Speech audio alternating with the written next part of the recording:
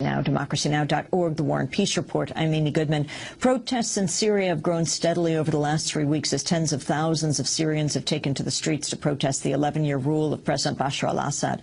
The Associated Press reports Syrian soldiers on army trucks and jeeps entered the key port city of Banias on Monday, a day after a shootout in which at least 4 anti-government protesters were killed and dozens of others were wounded.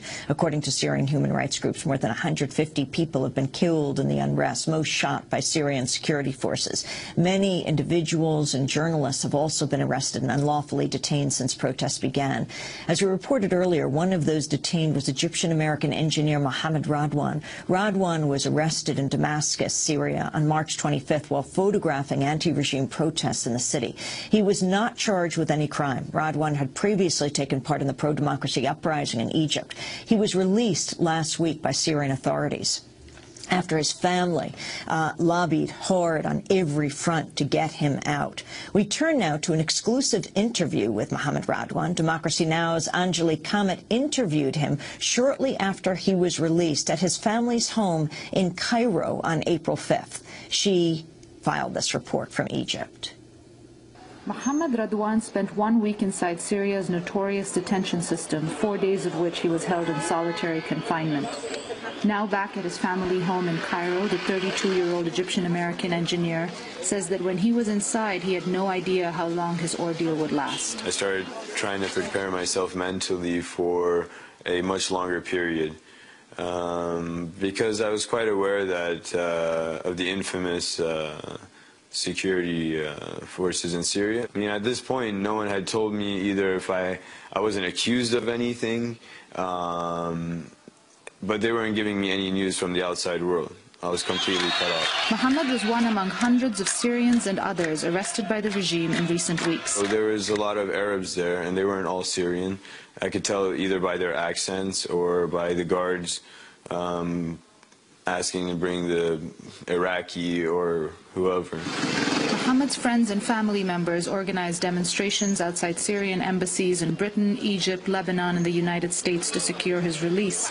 But inside his cell, Mohammed had no idea that anyone knew what was happening to him. I thought I was going to have to work out getting out on my own. I was still not aware that anyone in the world had any idea about my detention. He explained the series of events leading up to his arrest. On the day of my arrest or detention, I was at the Umayyad Mosque, and it was Friday prayer, and I was sitting within the mosque listening to the sermon, and at that point I heard a lot of commotion near the back entrance, and at one point everyone just got up, just stood up, and started heading towards back to the entrance.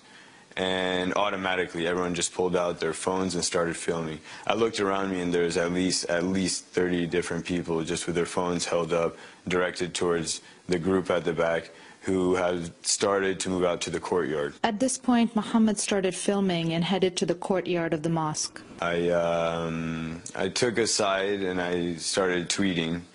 And I put that one jumbled tweet because obviously I was just, I knew it was probably better to get that done with really quick and to continue observing.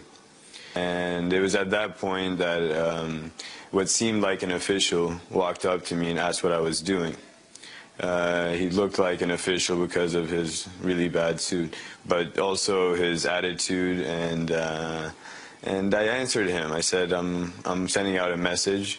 And he asked me to excuse myself and to go with him. And so I ended up following him. And what ended up being, they took me and a few other guys in a vehicle to some location. I'm not sure where that was. And this is the location that I spent the following week. Later on that night, they asked me to sit in front of a video camera and discuss some things that regarding presence there in Syria. I mentioned going to Israel, however that never happened, and taking money for photos also did not happen. This was the so-called confession that was aired on Syrian television. Mohammed explained what he was made to say. Well, I mentioned that I was in contact with an individual from Colombia, and that eventually I went to Jerusalem, and that I took money for photos. Mohammed says he was not tortured into making the false confession, but adds that he didn't really have a choice. It was not an easy situation, and the uncertainty of it all did bring a certain factor of fear into play.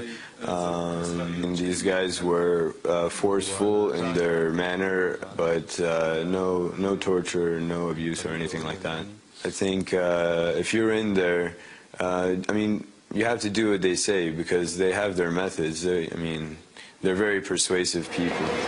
Ultimately, Mohammed was not charged with any crime and released following sustained pressure from several fronts, including the Egyptian Foreign Ministry. This, he believes, is one of the tangible changes brought about by the Egyptian uprising. Some of the positive signs is and indications of moving in the right direction is the foreign ministry in Egypt actually going out of its way to help citizens, just one citizen, to help him as much as they could possibly help him. This, we see this as a positive sign. It was not like this a few months ago before the revolution. Mohammed says he wasn't politically active in Syria and still isn't sure why he was targeted. He's worried about those who remain in detention inside Syria, but remains hopeful about what comes next for the Syrian people. I wish my Syrian brothers the best. I hope that in a democratic world, the majority gets what they want.